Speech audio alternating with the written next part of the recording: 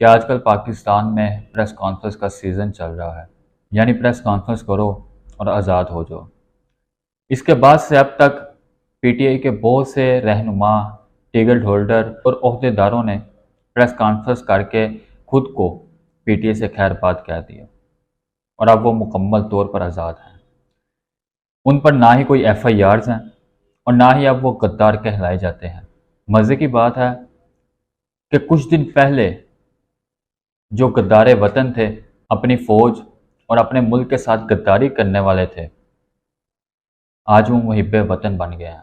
वैसे एक चीज़ आप सब नाज़रीन को बताता चलूँ कि इस वक्त जो ये इस्टेब्लिशमेंट सब कुछ करवा रही है, देखें अब कोई चीज़ ढकी छुपी नहीं रही। पहले भी ये सब होता रहा है, लेकिन तब लोगों में इतना शौर नहीं था, तब इतना जदीद दौर नहीं था। अब दौर सोशल मीडिया